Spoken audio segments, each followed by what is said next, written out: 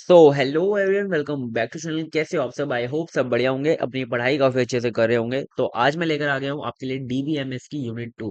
तो देखो, आपने अगर प्लेलिस्ट को चेकआउट नहीं किया है तो जाकर चेकआउट करो। आपको डिस्क्रिप्शन में प्लेलिस्ट का लिंक मिल जाएगा, वहां से जाकर देखो। हमने यूनिट 1 काफी अच्छे से कंप्लीट कराई, पूरा सिलेबस। उसके साथ मैंने पिछले 3 साल में जितने भी क्वेश्चन आए थे वो भी कंप्लीट करा दिए। तो आज हम देखने वाले हैं यूनिट 2, और यूनिट 2 का ये हमारा सिलेबस है AKTU, जिसका सब्जेक्ट कोड है BCS 501। और ये देखो, पूरा सिलेबस आप देख सकते हो, है ना। ये पूरा हम सिलेबस देखेंगे, मतलब ये जो पूरी यूनिट 2 का अंदर, और उसके साथ जितने प्रीवियस ईयर क्वेश्चन है वो भी देख रहे होंगे, ठीक है। सो बस इतना ही है। आज हम इस लेक्चर के अंदर क्या क्या कवर करने वाले हैं, पहले हम वो देख लेते हैं। तो सबसे पहले हम यहाँ पर देखेंगे relational data model concept. Relational data model concept होता क्या है, उसकी कुछ टर्मिनोलॉजीज। और फिर हम देखेंगे इंटीग्रिटी कंस्ट्रेंट्स। ये बहुत इंपॉर्टेंट है और ये हर बार पूछे ही जाते हैं, ठीक है। ये जो चारों हैं, हम इन चारों को पढ़ रहे होंगे, ठीक है। और नेक्स्ट हम लेक्चर में रिलेशनल अलजेब्रा एंड कैलकुलस देख लेंगे। उसके बाद हम एसक्यूएल स्टार्ट करेंगे, ठीक है। सो लेक्चर 1 को स्टार्ट करते हैं यूनिट 2 के। सो यहाँ पर सबसे पहले हम देखते हैं कि रिलेशनल डेटा मॉडल होता क्या है, मतलब इसको डेवलप किसने किया था, और बहुत सारी चीजें। Develop by EF code in 1970। EF code एक थे साइंटिस्ट, उन्होंने इसे डेवलप किया था 1970 के अंदर। The relational model organises data into tables relation with rows and column. तो बेसिकली रिलेशनल मॉडल क्या होता है? रिलेशनल डेटा मॉडल मतलब होता है कि जो भी डेटा है ना हमारे पास, जो भी हमारे पास डेटा है उसे हम टेबल्स की फॉर्म में ऑर्गेनाइज करें। टेबल्स के अंदर क्या करें हम? ऑर्गेनाइज करें उस सारे डेटा को, ठीक है। उसी को हम क्या कहते हैं? रिलेशनल डेटा मॉडल कहते हैं। और देखो, रिलेशन का मतलब क्या होता है? रिलेशन का मतलब होता है टेबल। लाइक हमने एक स्टूडेंट टेबल बनाई, तो स्टूडेंट जो टेबल है वो हमारे हो गए रिलेशन। अब स्टूडेंट टेबल के अंदर कुछ हमारी रोज होती हैं, कुछ हमारे कॉलम्स होते हैं। लाइक हमारा जो रोज होती है वो हमारा डेटा होता है, और जो कॉलम्स होते हैं वो हमारे एट्रीब्यूट होते हैं। अभी हम आगे बहुत अच्छे से देखेंगे, है ना। Each table represents real world entity and a relationship, making it easier to manage and query than hierarchical और network databases, ठीक है। सो हमारा जो hierarchical और network हमारे कुछ databases हैं, लाइक ये भी हमारे कुछ डेटा मॉडल्स हैं, है ना। उससे कुछ ज्यादा ये हमारा क्या होता है, मैनेज करने के लिए थोड़ा इजी होता है जो हमारा रिलेशनल डेटा मॉडल होता है। क्योंकि आपको भी पता होगा, जो हमारा ज्यादा अगर डेटा है वो हमारा टेबल्स की फॉर्म में ही स्टोर होता है, ठीक है। तो अगर हम इसके एग्जांपल लें रिलेशन डेटाबेसेस की, तो हमारा माई एसक्यूएल है, ओरेकल है, DB2 है, एसक्यूएल सर्वर है। ये सब हमारे एग्जांपल हैं रिलेशनल डेटाबेसेस के, ठीक है। सो आई होप आपको रिलेशनल डेटा मॉडल तो मतलब अच्छे से क्लियर होगा। लाइक मतलब इसका मतलब यही होता है कि हम अपने डेटा को टेबल्स की फॉर्म में अगर स्टोर करें, है ना, उसी को हम कहते हैं रिलेशनल डेटा मॉडल, ठीक है। अब हमारा नेक्स्ट टॉपिक आता है की टर्मिनोलॉजीज, ठीक है। की terminologies like relation data model के अंदर कौन कौन सी की टर्मिनोलॉजीज हैं जिसका हम यूज करते हैं, ठीक है। तो सबसे पहले हमारा रिलेशन, जो कि मैं आपको बता चुका, टेबल, ठीक है। टेबल को ही हम रिलेशन कहते हैं। Table with rows and column, like हमारी स्टूडेंट टेबल है जिसके पास कुछ कॉलम्स हैं, student number, student name, gender, ठीक है। फिर आता है हमारा टपल। टपल मतलब होता है हमारा रो, ठीक है। रो, आपको पता है रो होता है हमारा single record of table. Like हमारी एक स्टूडेंट टेबल है, उसके अंदर एक हमारा स्टूडेंट है रामा, जिसका जेंडर फीमेल है, और उसका जो स्टूडेंट नंबर है वो इतना है, ठीक है। तो ये हमारा क्या हो गई? रो हो गई। रो मतलब हमारा जो डेटा जैसे स्टोर होता है वो होता है हमारे रो, ठीक है। एट्रीब्यूट जो कि हमारे कॉलम्स होते हैं, जो कि हमारी लाइक प्रॉपर्टीज होती हैं, ठीक है। जैसे कि student name, roll number, gender, ये सब हमारे क्या है? प्रॉपर्टीज है, ठीक है। तो वो क्या होते हैं हमारे? वो होते हैं हमारे एट्रीब्यूट। नेक्स्ट होता है हमारा डोमेन। डोमेन क्या होता है? डोमेन लाइक आप डोमेन से क्या समझते हो? डोमेन से आप ये समझते हो ना कि लिमिट, है ना, कि इसके अंदर ही चीजें रहने वाली हैं, है ना। तो डोमेन क्या होता है? The set of valid values for an attribute. अब जो ये हमारे एट्रीब्यूट्स है ना, ये कुछ ऐसी वैलिड वैल्यूज होंगी जो उन्हीं को अपने अंदर स्टोर कर रहे होंगे। लाइक जैसे कि हमारा जो जेंडर है, जेंडर हमारा क्या है? एक हमारा एट्रीब्यूट है, ठीक है। अब उसके अंदर जो हमने वैलिड वैल्यू जो डिफाइन कर रखी है, वो हमने मेल और फीमेल डिफाइन कर रखी है, कि मतलब या तो मेल होगा या तो फीमेल होगा, ठीक है। तो ये हमारा क्या हो गया? डोमेन के अंदर आ गया। ऐसे ही मतलब और भी चीजें, लाइक हम डोमेन के अंदर और भी चीजें, जैसे कि अब जैसे कि रोल नंबर है, ठीक है। तो रोल नंबर हमेशा हमारा पॉजिटिव इंटीजर रहेगा, ये हम डिफाइन कर सकते हैं, ठीक है। ऐसे ही मतलब नेगेटिव में तो रहता नहीं है रोल नंबर। जो हमारी कंडीशंस होती हैं हम यहाँ पर डिफाइन कर सकते हैं। अब हम देखते हैं टर्मिनोलॉजीज, हमारी ये जो चार थी वो हो गई। नेक्स्ट और देखते हैं टर्मिनोलॉजीज।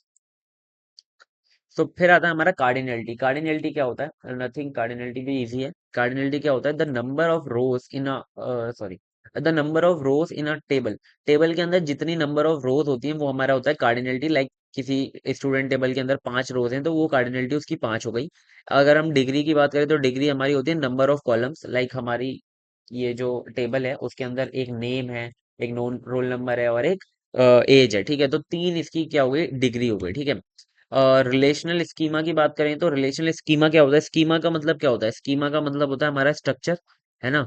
और इस रिलेशन रिलेशन का क्या मतलब होता है, टेबल। तो टेबल का जो हमारा स्ट्रक्चर बनता है उसी को हम कहते हैं रिलेशनल स्कीमा, ठीक है। Define the tables structure including names data types for each column, ठीक है। मतलब जो भी हम कॉलम बनाते हैं, लाइक हमने नेम बनाया तो हम उसमें डिफाइन करते हैं कि हमारा जो नेम होने वाला है वो मतलब उसका जो नेम होगा जैसे कि डेटा टाइप का नेम होता है, और उसके बाद जो उसका डेटा टाइप होगा जैसे कि इंटीजर होगा, कैरेक्टर होगा, है ना, वो सब।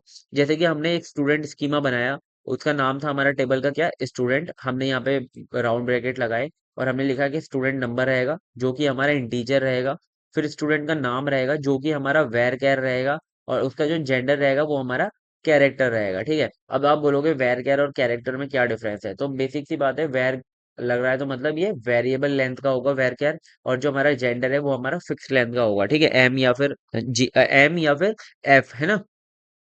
अब नेक्स्ट आता है हमारा रिलेशनल की, ठीक है। रिलेशनल की क्या होती है, ये देखो टर्मिनोलॉजीज आपको याद करनी है और इनको समझना है, क्योंकि जब हम पूरा यूनिट इसे पढ़ेंगे ना तो अब ये सारी चीजें कहीं ना कहीं यूज हो रही होंगी, ठीक है। तो देखो रिलेशनल की क्या होती है, रिलेशनल की होती है हमारी यूनिक आइडेंटिफायर। कोई भी किसी भी रो के लिए अगर कोई भी हमारा यूनिक आइडेंटिफायर क्या होता है, प्राइमरी की। तो यूनिक आइडेंटिफायर को ही हम क्या कहते हैं, रिलेशनल की कहते हैं। जैसे कि स्टूडेंट नंबर हमारा एक यूनिकली आइडेंटिफाई है हर एक स्टूडेंट के लिए, ठीक है। जैसे कि या फिर आप स्टूडेंट का रोल नंबर कह लो, ठीक है, वो हमारा यूनिक है हर एक स्टूडेंट का। सो आई होप आपको इतना क्लियर होगा, मतलब कि हमने डेटा मॉडल पूरा देख लिया है ना, उसका मतलब हमने टर्मिनोलॉजीज देख ली। अब हम डेटा मॉडल की कुछ प्रॉपर्टीज देखते हैं, ठीक है। जो भी हमारा डेटा मॉडल के अंदर क्या होती है, रिलेशंस होती हैं, यानी कि टेबल्स होती हैं। तो उन टेबल्स की क्या क्या प्रॉपर्टीज होती हैं, हर एक टेबल की क्या प्रॉपर्टीज हमें फॉलो करनी है। तो पहला होता है हमारा each table has unique name and each attribute has unique name, ठीक है। मतलब कि जो हमारी जैसे कि हमारा पूरा जो रिलेशनल डेटा मॉडल होता है उसके अंदर मतलब मल्टीपल टेबल्स होती हैं, लाइक बहुत सारी टेबल्स होती हैं, ठीक है। तो हर एक टेबल का जो नाम होना चाहिए वो हमेशा यूनिक होना चाहिए, सबका अलग अलग नाम होना चाहिए। और जो उसके अंदर जो एट्रीब्यूट्स हैं, लाइक हर एक टेबल के अंदर जो एट्रीब्यूट्स हैं वो भी यूनिक होने चाहिए। मतलब कि अगर ये टेबल है स्टूडेंट तो उसका जो एट्रीब्यूट है स्टूडेंट नेम, लाइक, और student roll number, student age, ये तो क्या है, तीनों के तीनों अलग अलग हैं, तो ऐसे ही होने चाहिए अलग अलग, ठीक है। Tables do not have duplicate rows, each row is distinct. Like जो भी टेबल के अंदर आपने डेटा को स्टोर किया हुआ है वो हमेशा क्या होना चाहिए, यूनिक होना चाहिए, कोई भी ऐसा नहीं होना चाहिए, नहीं।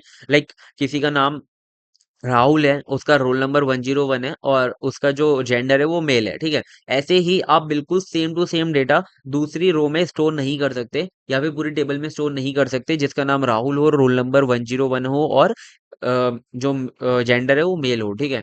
अगर जैसे कि उसका रोल नंबर अलग होगा हमेशा, क्योंकि हमने देखा ही है कि उसके अंदर एक यूनिक आइडेंटिफायर होना चाहिए। अब नेक्स्ट आता है हमारा each cell contain a single atomic value. Single atomic value का क्या मतलब है कि हर एक जो हमारी रो होगी उसके अंदर जो भी शेल होगी, लाइक ये जो एक शेल है, ये पूरी रो है, उसमें ये जो है शेल है, तो ये जो शेल होगी वो एक ही वैल्यू कंटेन करनी चाहिए। लाइक आप जैसे कि मल्टीपल एड्रेस एक रो में नहीं ले सकते, आपको वो अलग कोई टेबल बना के फिर ले सकते हो आप, ठीक है, समझ गए। अब नेक्स्ट आता है हमारा क्या, order of row and column is not significant. Is not significant का मतलब ये होता है कि अगर आप रो का कोई ऑर्डर बदल दो, लाइक आप रो का जो ऑर्डर है, लाइक आपके जो पहला डेटा था वो आपने दूसरी रो में डाल दिया और जो दूसरा रो का डेटा था वो आपने पहली रो में डाल दिया पूरा का पूरा, ठीक है। सो इससे कोई भी आपकी कॉलम पे फर्क नहीं पड़ना चाहिए, कोई भी आपके जो डेटा है उस पर फर्क नहीं पड़ना चाहिए, ठीक है। मतलब कि मीनिंग सेम होनी चाहिए डेटा की। ऐसे ही अगर आप कॉलम का ऑर्डर बदल दो, लाइक नेम को आगे डाल दो फिर एज को पीछे कर दो, तो उससे क्या है, उससे कोई भी आपका जो डेटा है ना उसके अंदर चेंजेस नहीं आने चाहिए, ठीक है। जैसे कि the order of rose and column does not change the meaning of the data, ठीक है। मतलब कि जो रोज और कॉलम्स का ऑर्डर है वो हम कुछ भी रखें, उससे जो डेटा की मीनिंग है वो चेंज नहीं होनी चाहिए, समझ गए। जैसे कि यार टेबल के अंदर तो होता ही है ऐसा कि मतलब जैसे कि आपकी ये टेबल है, ठीक है, इसके अंदर मैं पूरा बना देता हूँ, लाइक ये नेम है, ये रोल नंबर है और ये जेंडर है, ठीक है। और आपका जो पहला डेटा है ये इस रो में आएगा, दूसरा डेटा इस रो में आएगा, है ना। सो पहला जो हमारा डेटा है वो लाइक आपका नाम है कोई, और फिर किसी और का नाम है आपके क्लासमेट का, फिर किसी का नाम है, फिर किसी का रोल नंबर है, देन रोल नंबर, ऐसे ही जेंडर भी है, ठीक है। सो इसका मतलब ये है, अगर आप ये वाली जो रो है, लाइक ये वाली जो रो है, लाइक यहाँ पर कृष्णा नाम है ना, और जो भी रोल नंबर है, और यहाँ पर जैसे राहुल नाम है, तो अगर ये वाली रो को मैं ऊपर कर दूं, यहाँ पे राहुल की जगह पर, यहाँ पे कृष्णा की जगह पर, और कृष्णा की जगह को मैं पूरी नीचे कर दूं, मतलब कि एक सेल का नहीं, पूरे की पूरी रो को चेंज कर दूं, तो कोई भी डेटा की मीनिंग चेंज नहीं होनी चाहिए, ठीक है। और ऐसे ही अगर ये जो नेम लिखा हुआ है यहाँ पर, अगर मैं इस नेम को पूरे कॉलम को उठाकर कॉलम ये रोल नंबर की जगह डाल दूं, और रोल नंबर की जगह मैं यहाँ पे नेम की जगह रोल नंबर लिख दूं, तो कोई भी डेटा की मीनिंग के अंदर चेंजेस नहीं आने चाहिए, ठीक है, समझ गए। ये हमारी कुछ प्रॉपर्टीज हैं रिलेशन की, ये पूछी जा सकती हैं 2 नंबर में, या फिर पूरी की पूरी 10 नंबर में पूछी जा सकती है, तो याद कर लेना प्लीज, ठीक है। अब हमारे कुछ बेसिक ऑपरेशंस होते हैं हर एक रिलेशन के ऊपर, है ना। टेबल के अंदर आप कोई डेटा इंसर्ट कर सकते हो, आप डिलीट कर सकते हो, ये लाइक रिमूव कर सकते हो, आप कोई भी वैल्यूज को चेंज कर सकते हो अपडेट के थ्रू, आप रिट्रीव कर सकते हो डेटा कोई भी अगर आपको फैच करना है। तो ये हमारे कुछ ऑपरेशंस होते हैं। अगर आप अभी आप इसको एसक्यूएल पढ़ोगे ना आगे, तो आपको सब कुछ समझ में आ रहा होगा जब आप क्वेरी वगैरह लिख रहे होंगे, ठीक है। अब चलो नेक्स्ट देखते हैं,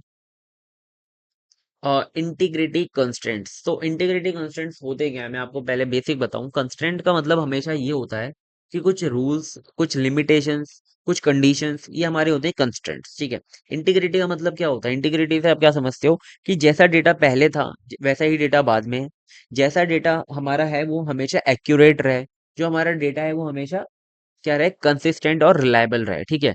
ये हमारा इंटीग्रिटी से आप समझते हो। और कंस्टेंट से क्या समझते हो, rules, conditions and some limitations, ठीक है। तो ये हमारा 2022-23 में पूछा गया था शॉर्ट क्वेश्चन में। तो देखो इंटीग्रिटी कंस्टेंट क्या होते हैं, integrity constant are the rules that ensure data remains accurate, consistent and reliable in the databases. They prevent errors and keep the data meaningful, ठीक है। सो ये हमारे कुछ रूल्स हैं, उन्हें हम पढ़ेंगे, जो इसके टाइप्स हैं। सो इंटीग्रिटी कंस्ट्रेंट आपको समझ में आ गए होंगे। चलो आगे देखते हैं, इनके जो टाइप्स हैं उन्हें एक एक करके पढ़ते हैं, ठीक है। सो इसके जो टाइप्स हैं वो 4 हैं। पहला है हमारा एंटिटी इंटीग्रिटी, दूसरा है हमारा रेफरेंशियल इंटीग्रिटी, फिर है हमारा की कंस्ट्रेंट, फिर है हमारा डोमेन कंस्ट्रेंट, ठीक है। सो देखो ये जो चारों है ना, ये अलग अलग हम समझेंगे एक एक करके, और सबको मैं आपको एक एक एग्जांपल से समझाऊंगा, तो आपको सारी चीजें समझ में आ जाएंगी। तो इंटीग्रिटी अगर कंस्ट्रेंट पूछा जाता है तो आपको पहले उसको डिफाइन करना है, फिर आपको इन चार, अगर 2 नंबर में आया तो इन चारों का नाम लिख देना, अगर 10 नंबर में आया तो आपको पूरा अच्छे से एक्सप्लेन करना है, ठीक है। चलो देखते हैं। सबसे पहला है हमारा क्या, एंटिटी इंटीग्रिटी, ठीक है। एंटिटी इंटीग्रिटी होता क्या है, देखो 2023-24 में अलग से पूछा गया था शॉर्ट क्वेश्चन में। It constraint enforce that every table must have a primary key that uniquely identify each row and primary key can not be null. तो देखो इसमें दो कंडीशन है, कि मतलब आपकी हर एक टेबल के अंदर आपकी एक तो आइडेंटिटी प्राइमरी की होनी चाहिए, और वो प्राइमरी जो की है वो यूनिकली आइडेंटिफाई कर रही हो हर एक रो को। जैसे कि आपका यहाँ पर प्रोडक्ट हमारी एक टेबल है, इस प्रोडक्ट टेबल के अंदर हमारी ये जो प्रोडक्ट आईडी है, ये हमारी क्या है, प्राइमरी की है, और ये जो प्राइमरी की है हर एक रो को यूनिकली आइडेंटिफाई करा रही है, यानी कि कोई भी इसके अंदर जो प्राइमरी की है वो रिपीट नहीं हो रही है, ठीक है। और दूसरी कंडीशन क्या है, कि जो आपकी प्राइमरी की है वो कभी भी नल नहीं होनी चाहिए, ठीक है, मतलब कि वो ब्लैंक नहीं होनी चाहिए, ठीक है, उसमें आपको कोई ना कोई वैल्यू पुट करनी पड़ेगी जो कि यूनिकली आइडेंटिफाई कर रही हो, ठीक है। तो देखो यहाँ पर हमने नल लिख रखा है, यानी कि ये जो है ये फॉलो नहीं कर रहा है एंटिटी इंटीग्रिटी को, तो ये क्या कर रहा है, वायलेट कर रहा है इसे, ठीक है। सो समझ गए आप इसे, मतलब समझ गए एंटिटी इंटीग्रिटी होता क्या है, ये कौन सा रूल है, ठीक है। मतलब ये रूल है, इसके अंदर दो कंडीशंस हैं, कि आपके पास एक तो प्राइमरी की होनी चाहिए और वो नल नहीं होनी चाहिए, ठीक है। तो चलो इसे भी एक बार समझते हैं। Entity integrity constraint, product ID is not must not be null, वो नल नहीं होनी चाहिए, और the row with null in product ID violates the entity integrity constraint as the primary key must uniquely identify each row. So देखो ये क्या है, मतलब कि ये वायलेट कर रहा है इसे, मतलब कि ये इसे फॉलो नहीं कर रहा है, ठीक है। सो ये आप समझ गए होंगे, है ना। नेक्स्ट देखते हैं, हमारा दूसरा क्या है, रेफरेंशियल इंटीग्रिटी। रेफरेंशियल इंटीग्रिटी भी अलग से पूछा जा चुका है ना, तो ये भी देख लेना एक बार। It ensure that foreign key in a table correctly reference primary key in another related table इसका मतलब बेसिकली ये होता है कि मतलब अगर आपके पास जैसे कि एक टेबल है, ठीक है, आप चाहते हो कि उस टेबल को आप किसी और से रेफरेंस करना चाहते हो, ठीक है। जैसे कि मैं आपको एग्जांपल समझाता हूँ, यहाँ पर एक हमारी स्टूडेंट टेबल है, यहाँ पर एक हमारी क्या टेबल है, एनरोलमेंट टेबल है, ठीक है। सो जो हमारी स्टूडेंट टेबल है वो एनरोलमेंट टेबल के अंदर कुछ थोड़ा सा रेफरेंस कर रही है, तो स्टूडेंट जो आईडी है ना, वो एनरोलमेंट टेबल के अंदर एज अ कैसे काम कर रही है, फॉरेन की तरह काम कर रही है। स्टूडेंट आईडी स्टूडेंट टेबल के अंदर तो प्राइमरी की है, स्टूडेंट आईडी एनरोलमेंट टेबल के अंदर फॉरेन की है। तो इसका मतलब ये होता है कि स्टूडेंट जो आईडी है, यहाँ पर देखो मैंने लिखा भी हुआ है, रेफरेंशियल इंटीग्रिटी रूल क्या है, each student ID in enrolment must exist in student table. इसका मतलब ये है कि जो भी एनरोलमेंट आईडी के अंदर स्टूडेंट आईडी है, वो स्टूडेंट टेबल के अंदर जो भी हमारी स्टूडेंट आईडी है, वो हमेशा एग्जिस्ट करनी चाहिए स्टूडेंट टेबल के अंदर। ऐसा ना हो कि यहाँ पर अगर कोई वैल्यू लिखी हुई है, वो यहाँ पर एग्जिस्ट ही नहीं करती है, ठीक है। अगर ऐसा हो जाता है तो वो जो है वो रूल फॉलो नहीं करेगा, ठीक है। समझ गए आप? तो ये वाला रूल होना चाहिए कि मतलब जो भी इस एनरोलमेंट टेबल के अंदर स्टूडेंट आईडी है जो एज अ फॉरेन की, वो हमेशा स्टूडेंट टेबल के अंदर लाई करनी चाहिए, ठीक है। सो देखो यहाँ पर हमारी जो 104 है, वो स्टूडेंट टेबल के अंदर लाई कर ही नहीं रही है, तो ये क्या कर रहा है, इसे मतलब फॉलो नहीं कर रहा है, वायलेट कर रहा है, ठीक है। एक्सप्लेनेशन की बात करें तो in the enrolment table student ID act as a foreign key, referencing the primary key student ID in a student table. इतना तो आप समझते हो, ठीक है। आपने अगर यूनिट 1 देखी है तो प्लीज यार, अगर नहीं देखी है तो प्लीज यार उसे जाकर देखो, ठीक है, अगर आपको नहीं समझ में आ रहा है यहाँ पर, ठीक है। तो यहाँ पर वायलेशन क्या हो रहा है कि in the row with enrolment ID 3, ठीक है, यहाँ पर ये वाली रो है, यहाँ पर जो हमारी स्टूडेंट आईडी है 104 does not exist in the student table, वो यहाँ पर स्टूडेंट टेबल पे एग्जिस्ट ही नहीं करती है, तो ये क्या कर रहा है, वायलेशन हो रहा है इसका, और वो फॉलो नहीं कर रहा है, ठीक है। समझ गए आप? तो नेक्स्ट आता है हमारा क्या, की कंस्टेंट। तो की कंस्टेंट क्या होता है, कुछ हमारी की बात हो रही होगी, तो देखो key constraint ensure that the value in a column or set of columns must uniquely identify each row, ठीक है। सो मतलब कि कोई एक ऐसा कॉलम होना चाहिए, ठीक है, जो कि पूरे टेबल में हर एक रो को यूनिकली आइडेंटिफाई करवा रहा हो, ठीक है। जैसे कि हमारा कस्टमर आईडी है, जैसे कि हमारा स्टूडेंट आईडी है, वो हमारे यूनिकली आइडेंटिफाई करवा रहे होते हैं, ठीक है। So a table can have multiple keys but one will be designated as primary key. तो यहाँ पर क्या लिखा हुआ है कि मतलब आपकी जो टेबल के अंदर मल्टीपल कीज हो सकती हैं, लेकिन आपको एक जो की है वो आपको हमेशा प्राइमरी की रखनी है, जो कि हमारे पूरे टेबल को यूनिकली आइडेंटिफाई करवा रही हो, ठीक है। तो देखो यहाँ पर हमारे पास एक टेबल है जिससे हम समझते हैं। तो हमारे पास टेबल है कस्टमर, ठीक है। कस्टमर टेबल के अंदर हमारे पास कस्टमर आईडी है और ईमेल है, ठीक है, और नेम भी है। तो देखो ईमेल हमारी जो होती है ना, वो भी यूनिकली आइडेंटिफाई करवा रहे होते हैं, मतलब कि उसके अंदर जो वैल्यूज होती हैं वो भी यूनिक होती हैं। लेकिन कस्टमर आईडी हम ज्यादातर एज अ प्राइमरी की बनाते हैं, ठीक है। तो यहाँ पर क्या है, customer ID must be unique, हमेशा हमारी जो कस्टमर आईडी है वो यूनिक होनी चाहिए। The row with customer ID 0 C 001 violates the key constraint because it appears more than once in the table. So देखो यहाँ पर जो हमारी कस्टमर आईडी है, वो हमारी एज अ प्राइमरी की हमने बनाई है, ठीक है। लेकिन यहाँ पर क्या हो रहा है कि ये जो C 001 है वो 2 बार आ रहा है। तो देखो यहाँ पर देखो आप कितनी भी की बनाओ, लेकिन जो आपने प्राइमरी की बनाई है वो हमेशा यूनिक रहनी चाहिए, ठीक है। तो यहाँ पर ये क्या कर रहा है, इसे वायलेट कर रहा है ना। तो ये क्या है, इसका उल्लंघन कर रहा है, ये समझ लो आप, ठीक है। तो ये हमारा ऐसा नहीं होना चाहिए। आपको हमेशा ये ध्यान रखना है कि हमेशा जो प्राइमरी की है वो यूनिक रहे, ठीक है। समझ गए? ये हम चीजें बार बार पढ़ चुके हैं, ठीक है। नेक्स्ट आता है हमारा domain constraint.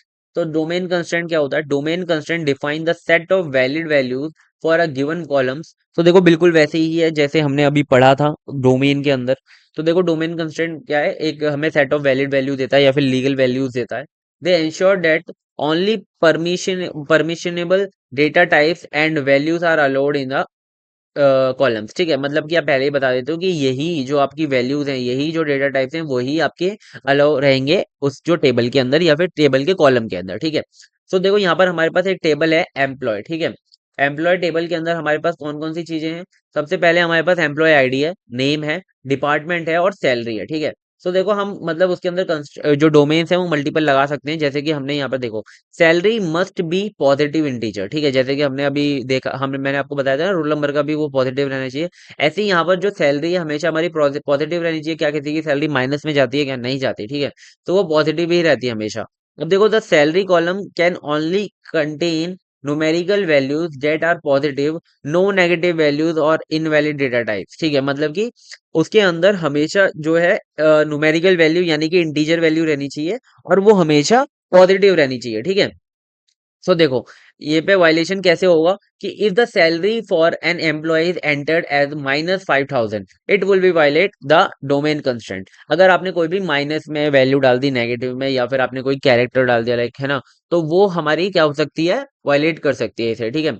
So I hope आपको ये क्लियर होगा, है ना, सारे के सारे कंस्ट्रेंट्स आपको क्लियर होंगे। तो ये हमारे सारे कंस्ट्रेंट्स है चार जो इंपॉर्टेंट है, आपके सिलेबस में भी मेंशन है।